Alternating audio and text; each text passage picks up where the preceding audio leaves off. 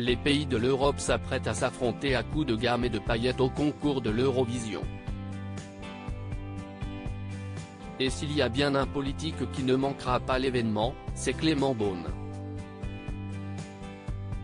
Dans une interview publiée par l'Express en mai 2022, le ministre des Transports a évoqué son attachement à cette célèbre compétition de chant, dont il n'a raté aucune édition. Je suis en train d'organiser une soirée dans un bar avec des amis et des militants de la circonscription dans laquelle je suis candidat. Pour moi, le Eurovision, c'est de la politique au sens large et noble du terme, réunir les gens autour d'un moment festif, européen, mais pas techno ni ennuyeux, a-t-il expliqué. Fidèle de l'Eurovision, l'ancien conseiller budgétaire de Jean-Marc Ayrault avait été particulièrement marqué par la prestation de Dana International il y a de ça 24 ans. J'ai un souvenir très personnel de 1998, l'année de mon bac français. Il y avait une chanteuse trans-israélienne, Dana International, pour moi, jeune garçon, c'était un symbole important. Pour celui qui a fait son coming out dans une interview avec le magazine Têtu en 2020, c'est en cela que réside la force de ce concours, des gens de tout pays, choisissent de faire gagner une chanteuse trans. Ça donnait le signal qu'il pouvait y avoir de grands messages de tolérance, qu'il n'y avait pas encore au sein de l'Union européenne. S'il a admis que l'Eurovision avait quelque chose de kitsch et de délibérément excessif, Clément Beaune a rappelé la force fédératrice du concours au-delà des frontières européennes.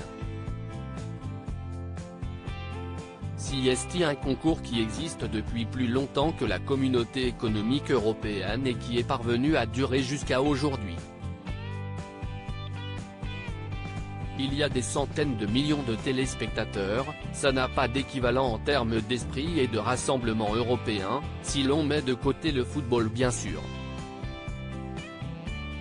Supérieur à Céline Dion, Patrick Fiori, Hugo Frey. Défilé de stars à l'Eurovision. Lazara à l'Eurovision avec son titre évidemment. Cette année, la France sera représentée par Lazara et son titre évidemment. La chanteuse québécoise, sur la scène de M&S Bank Arena de Liverpool passera en 6e position avec un show qui s'annonce d'or et déjà explosif. Vêtue d'une robe spectaculaire, elle surplombera la scène et le public. Cela sera-t-il suffisant pour l'emporter? La semaine dernière, l'artiste était classée 3e par les bookmakers.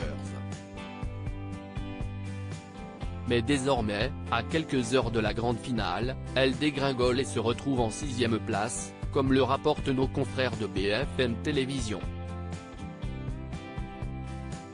Avec 2% de chance de l'emporter, elle se classe loin derrière la Suède, 53%, la Finlande, 22%, l'Ukraine, 6%, Israël, 4% et l'Espagne, 5%. Crédit photo, Pixel.